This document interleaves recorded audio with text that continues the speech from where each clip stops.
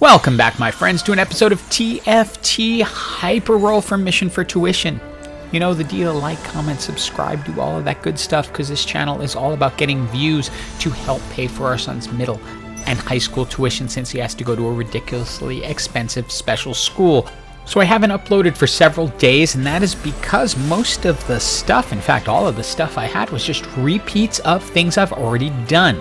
And if you saw my 4 builds that will take you to hyper video, you've pretty much seen a lot of the stuff I did. So I decided instead I'm going to go for requests, and I got a specific request from Constantin Form to do Sniper Mercenary, and I explained to them that this was really tricky in hyper roll because Mercenary's a little bit iffy, and Sniper, I really want to get a misfortune out of the NPC round to even attempt this, and I'm going to be forcing it.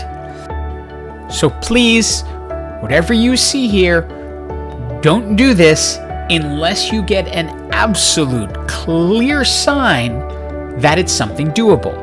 Now, since I had an Enforcer already, I decided to go with the Enforcer Heart, which gave me the Vi. Then I could upgrade my Sniper a little bit by picking up a Kog'Maw and replacing Caitlyn, since I didn't need Caitlyn anymore for the Enforcer buff. So now I go in with 2 Enforcers and 2 Snipers, but I'm going to keep looking to see what I can improve. Now, since this particular request was to make Misfortune the carry, I decided to just build AP onto Misfortune, so I gave her a Jeweled Gauntlet so that when she does crit, it's going to be a little more devastating. Now, normally the Spatula would be an easy take, but since I am forcing a Misfortune AP build, I decide to pick up the tier so I can give her more mana. And with the chance to go to a 2-star Caitlyn and a 2-star Yaoi, I'm going to substitute out what I have before to just make a general stronger team overall. Even when you're forcing something, your goal is always to make the strongest team possible at any given time. So if you see the opportunity to improve your champions, go for it.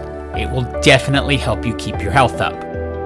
Gary decided to give me a Gangplank, which means I now have Mercenary as well as Sniper. So, Constantin, I'm headed towards what you were asking.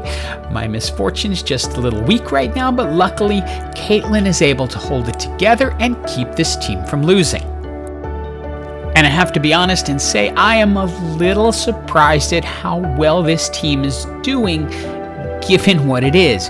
And a Yaoi usually does not clean up a Katarina that way. And a quick text over to Gary, and I said, give me something mercenary-like. And so I get the Pirates Augment, and it's actually the first time I've gotten to use it this entire season. And at this point, I am just looking for anything to keep this team strong so I can keep winning, keep getting extra gold, and keep steamrolling. And my weak spot is still my Misfortune, who's supposed to be my strong spot, but I haven't gotten her up to 2 stars yet. But Caitlyn, she is just carrying the weight for this team, and luckily by keeping the Sniper separated, it gives her additional damage. The NPC round gave us the silver Misfortune we are looking for, and a whole lot of bows that will work nicely into our team a little bit later. But for now, it's time to just stick the blue buff on her and keep making her our carry. Remember, we had a specific request in this game, and gosh darn it, we are going to fulfill it. So Misfortune will be the carry no matter how little sense it makes at times. And anyone paying attention to my bench knows it doesn't make sense. Once I 2-star my Gangplank, it's time to take some of the items that are sitting on my bench and put them onto Gangplank. I like moving him back with the rapid fire cannon and then allowing him to hit multiple targets, because if he can kill multiple targets, we get lots more gold. Now this team has their Blitz set up with a Zephyr, which is a pretty awesome move, except that it worked against them here. Happens to be my kid I'm against, because it allowed my Misfortune to survive and put in the final blow. So it's time for the final augment, and woohoo! Sniper Crown. We can go straight to 6 snipers without having to worry about getting more. We were also able to pick up a jhin along the way, but that means I can move Gangplank back one more, make them a sniper, and then I like making Vi a sniper just because. That way I can move her back, let Yaoi take all the damage, put a Rabadon's Death Cap onto Miss Fortune, and now she is the carry we have been looking for. With that blue buff, she's pretty much going to start the match by casting, taking off most of their health, and then she gets her next cast back really quick and finishes off the rest of them. Now, one real problem this team can face is assassins, because they can get to the backline and do a lot of damage, which is why I keep the snipers separated, because with them separated, you can take them apart. After the NPC round, I decide to go ahead and get a Zeke's Herald so I can speed up my sniper's attack just a little bit, especially Kog'Maw in the back, who's going to be getting the Giant Slayer that we got off the NPC, and now it's just hunting for anything I can find to make this team stronger. So I want to play this in regular speed and then show it again a little bit in slow motion.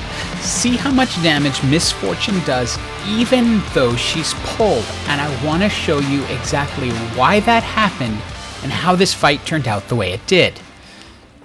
So right here, Blitz Zephyr's jhin, and then he's going to pull Miss Fortune, but because she has the blue buff, she has enough mana to cast before the pull. It wipes out a large percentage of the team, and again, because she has the blue buff, she is able to come back from it and finish them off. Then it just leaves Jinx, who jumps in, but there's not enough there to finish it off, and Mission for Tuition is out of the game. Sorry, Kidling, but it brought me into the top 4. So is AP Miss Fortune ridiculously strong? I think the answer is yes. Consider she wiped the team in 5 seconds and did almost all of the damage. You're all set to get a silver 2-star Tahm Kench, so yeah, we're gonna grab the Warmogs just to make that beast even stronger. And why not throw in a Dragon's Claw as well? And then of course, with the Nico's help, we can take Gangplank up to 3 stars. We now have 6 snipers, 5 mercenary. So did I do what I was asked to do? And you really would think with a gold sniper Gangplank hanging out on the board, he would be the one doing the most damage on the team. But the reality is, if you check the damage chart at the end of the match, the award goes to Miss Fortune pretty much every time. Just to drive this point home one more time, let's watch what happens as Miss Fortune starts out against a pretty strong team with a 3-star Zera in the back.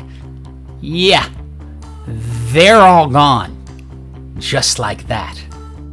And since I have a little extra time here, I want to point out, number 1, I have not lost in this match. Somehow, despite the fact that I was forcing a build I was asked to do that I didn't think I'd ever be able to do. So thank you, Constantin, for suggesting this. Second, this is what happens when you feed a Tahm Kench to himself. Never thought about doing that before either. But finally, I want to talk a little bit about the channel. I'm going to be posting less going forward, at least until next season begins, because frankly, you don't want to see the same builds over and over again. So if I get some cool games like this, where I have stuff like this happen, I will post it. Otherwise, I'm going to stand by the stuff I have. Hope you enjoyed this video. Check out my other videos on how to get to Hyper if you are still struggling. If you're there, congratulations. And I hope you have an absolutely, absolutely awesome day.